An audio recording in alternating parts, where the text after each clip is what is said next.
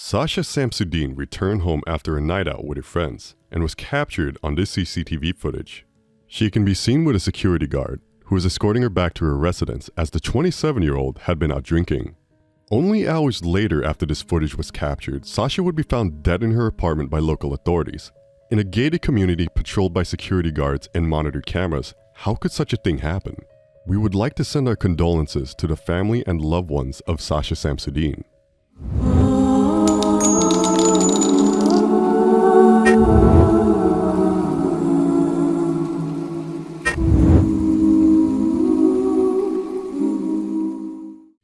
Sasha grew up in Florida. She was a bright and bubbly person and she enjoyed the company of her friends. She graduated from the University of Florida and quickly found herself a job as a social media manager for Pearson, which was a perfect fit for her skill set. Sasha would also promote apartments and was gaining a reputation as a great on-camera personality. Hi, I'm Sasha with 407 Apartments TV. I'm here at the Edge Orlando Apartments near UCF, so let's go check out what they have to offer. If you'd like to find out more information about the Edge Apartments in Orlando, check us out at 407apartments.com. While her reputation was increasing in the promotional space, people began to take notice of her at her work at Pearson as well. She eventually became the director of operations in only a short amount of time.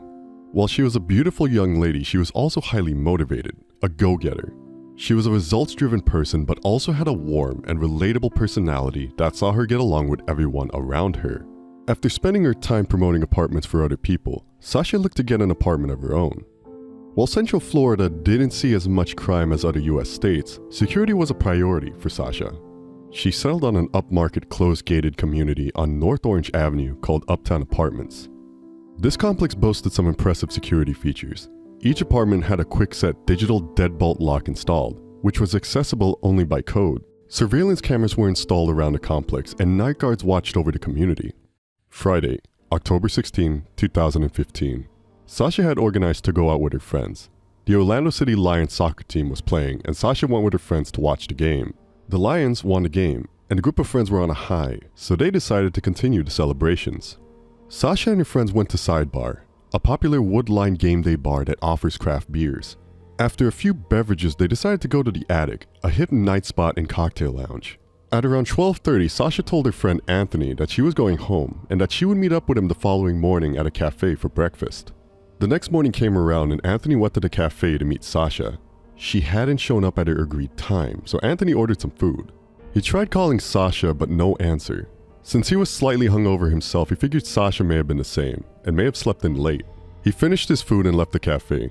2 more hours had passed and Sasha still had not contacted Anthony. He spoke with 2 of her best friends, Katie and Megan, who also tried ringing her phone but got no answer. They were able to gain access to the complex and knocked on Sasha's door, but also got no answer. The friends called 911 and asked for a welfare check, as it was out of character for Sasha to be so uncontactable for this long. When police arrived, they spoke with the security guard Stephen Duxbury, who gave them access to Sasha's apartment. Police checked the apartment and found no sign of Sasha and nothing looked out of place. As one of the officers were about to leave, one of them took one last look at the bedroom and noticed the comforter had been rolled up. As he got closer, he could see that there was hair flowing out of one end of the comforter and a lifeless foot protruding off the other end. They had just found the lifeless body of Sasha Samsudean. Police quickly moved to secure the crime scene and figure out how Sasha had been killed. It was obvious to investigators that she had been beaten and strangled. A later medical examination would report she was also sexually assaulted and had a neck fracture so bad it was usually only seen in car crashes. Her hands and arms showed defensive wounds. The young girl had fought for her life until the very end. Her family were devastated and looking for answers.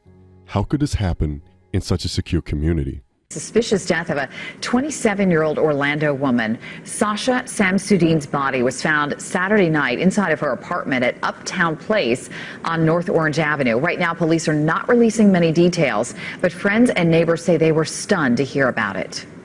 Typical girl, just nice, fun-loving girl. She wasn't too boastful, too loud. Just nice, quiet type.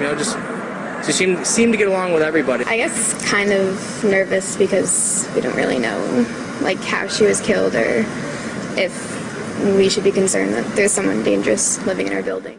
Investigators found no evidence of forced entry, although Sasha's key for the building was missing.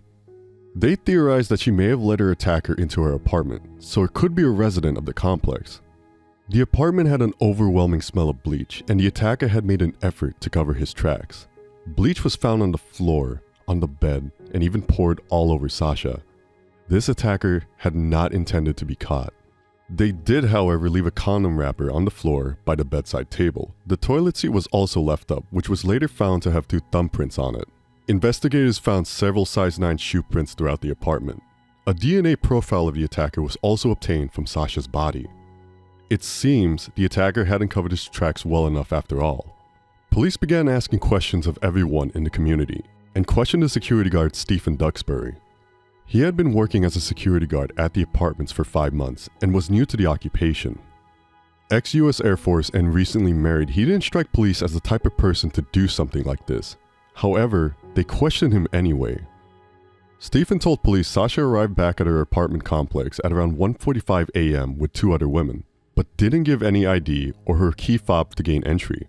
She was refused entry but slipped past security when another resident arrived home. Stephen located Sasha trying to get into her apartment. She couldn't remember her code to get in. Sasha then asked if he could go with her to her car as she may have left the key fob in there, and he agreed. While almost at the car, she remembered the code and returned to try it again. She was still not able to enter it correctly, however. So Stephen left her to keep trying while he did a quick patrol of the building. When he came back past Sasha's apartment, she was gone, and figured she had made it inside safely. He claimed he hadn't seen her for the rest of the night, but later that morning, she had walked past him in a hallway with a man he had never seen before. Police were able to find CCTV footage from the attic where Sasha had visited earlier in the night, and it showed Sasha stumbling out of the club. On the street outside of the club, she was approached by 2 women who were unknown to Sasha's friends. Police then appealed to the public for the 2 women to come forward. In less than a day, Julia Goff and Haley Messmore had contacted police to give their story. They had noticed Sasha was intoxicated, had no phone, no purse, and had offered her to share a ride in their Uber so she could get home safely. She accepted their offer, and that is when she arrived home, seen by security with 2 other women. With leads now seemingly at a dead end, they began interviewing ex-boyfriends or any other known love interest in Sasha's life. Because of the ferocity of the attack, investigators believed it could be a crime of passion. Police were able to access Sasha's messages, which showed that on the night of her murder, she had been exchanging messages with a man named Ben. The last message that Sasha ever sent was at 5:12 a.m. and it simply said one word: Ben. Police found that this person was Ben Roebuck and asked him to come in for an interview. Ben had dated Sasha back in high school and during college, and they had kept in touch ever since. He even had a drink at the bar with her the previous Thursday night. Yeah, I mean, we'd hang out every so often, we'd meet up, downtown somewhere and hang out and grab a drink. She'd come over sometimes, if I was having a tough day, she'd give me some advice, and, we'd hang out and talk, and so we were close friends. She was there to support me when I needed it, and vice versa, so, yeah. When was the last time you seen her? I saw her Thursday night. We went out downtown. And you haven't seen her since Thursday night? Correct. When's the last time you spoke to her? I, received a message from her at 5:12 a.m. on Saturday morning. That was are you talking about on the phone or via text message or anything? On the phone or text message? Yeah, text message. The last kind of back and forth we had was around 1 in the morning, but I got a message from her at 5:12 a.m. Just said my name, and then I responded about 16 minutes later, and I never heard back from her after that. Although he was initially a suspect, police had obtained a DNA sample from Ben, which was not a match, and he was quickly ruled out of the investigation. Police began to go through all of the security footage of the apartments again, looking for clues. The first bit of footage shows Sasha entering at 1:46 a.m. An unknown man can be heard on the video asking if she was all right, and Sasha can be heard replying, "Yes, thank you."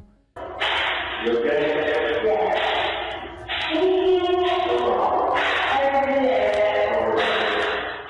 2 minutes after Sasha entered, Stephen Duxbury is observed entering, looking for Sasha. She is seen stumbling and attempting to head up another flight of stairs at this point. 17 minutes later at 2:06 a.m., she is picked up hastily going up a flight of stairs in an effort to get away from Stephen, thinking she is going to be thrown off the premises.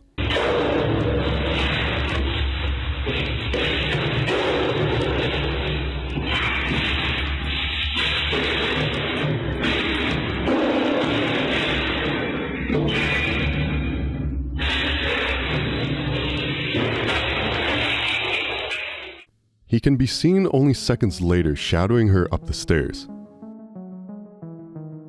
19 minutes later, she appears on camera at 2:25 a.m. walking with Stephen to the first floor parking garage where she was attempting to find her key fob.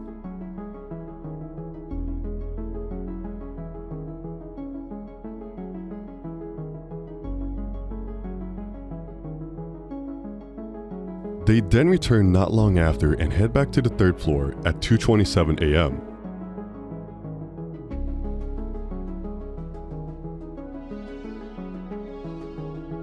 Only minutes later are they observed on the third floor when she remembers her code.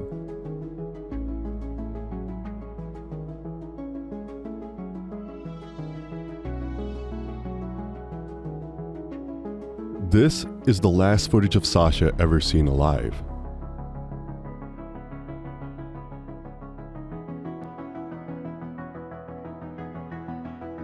At 5:05 a.m., Stephen is observed leaving the third floor and re-entering at 5:13 a.m.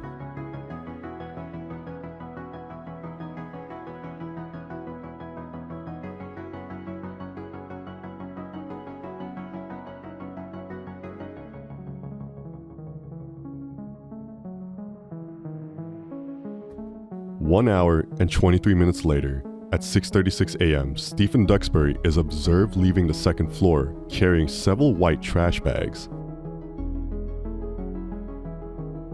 He re-enters the building 2 minutes later, grabs his personal belongings, and leaves for the night at 6:40 a.m.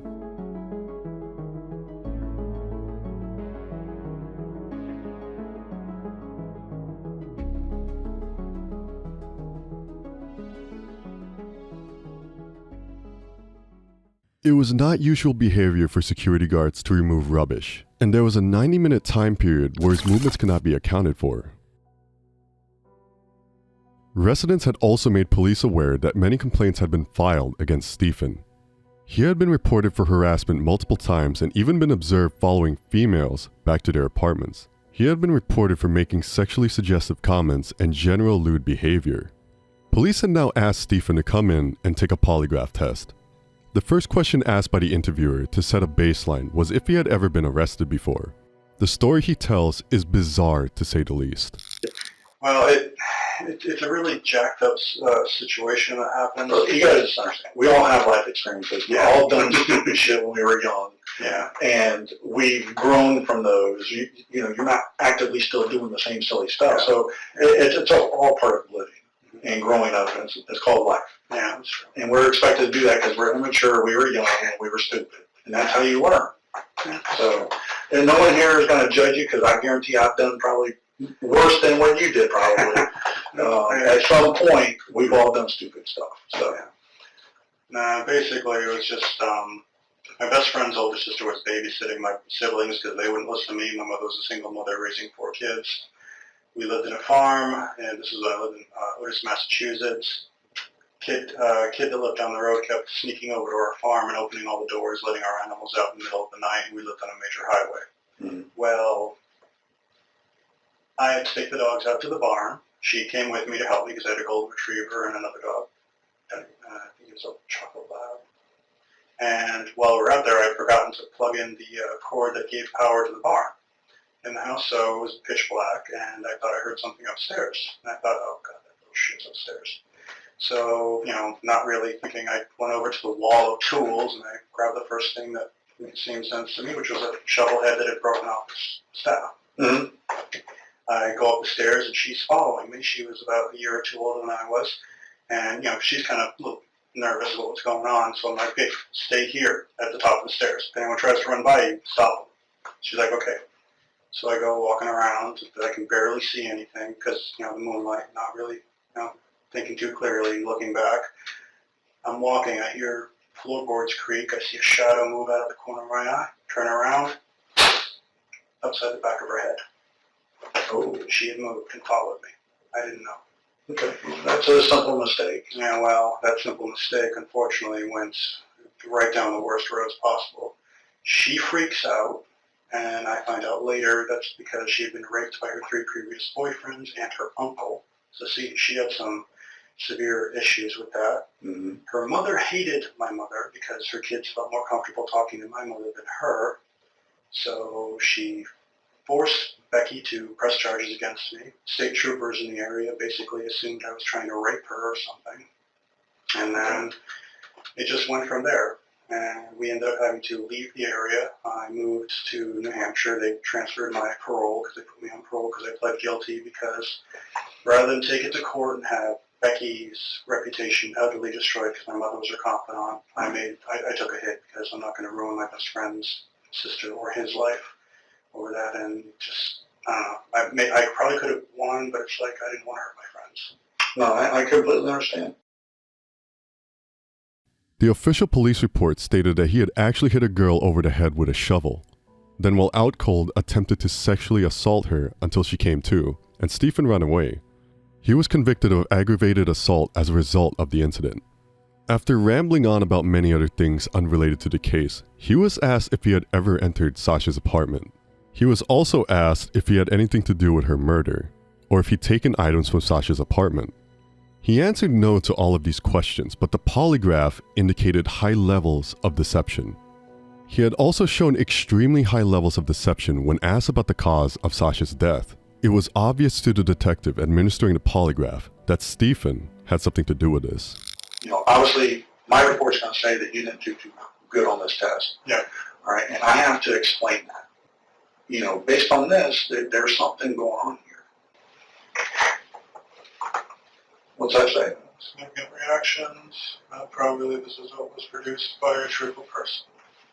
0.003% chance that the result was produced by a truthful person.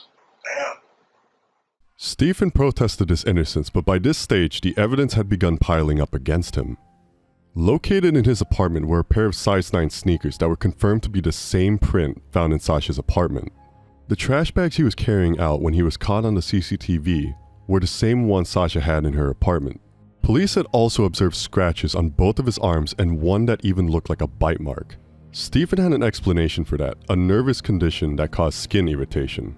Several days later, the thumbprints found on the toilet seat were confirmed to belong to Stephen Duxbury. The final piece of damning evidence was the DNA match that came back from the sample take from Sasha's body. Police were still unsure of how Stephen got into Sasha's apartment to carry out the despicable act. After going through the search history on his phone, they found that a 5-minute period between 4:56 and 5:01, he had ran a quick search on how to override a quick-set digital lock. At 5:12 a.m., Sasha had started writing the message to Ben, and at 5:13, Stephen can be seen re-entering the 3rd floor. Investigators summarized that he gained access to Sasha's apartment, interrupting her while typing the message to Ben. He then sexually assaulted her, physically assaulted her, and then strangled her to death. We attribute security guards to keeping us safe, and it is disturbing to think that one entrusted with your safety could be the very threat they were meant to prevent. Sasha's family were devastated, and when the facts of the case came out, they filed a lawsuit against Spectrum Brands, who manufactured the quick-set lock. Their belief was, if it wasn't so easily bypassed, that Sasha may still be alive today. Thank you for watching. If you enjoyed the video, be sure to subscribe so you don't miss the next worst case we bring you.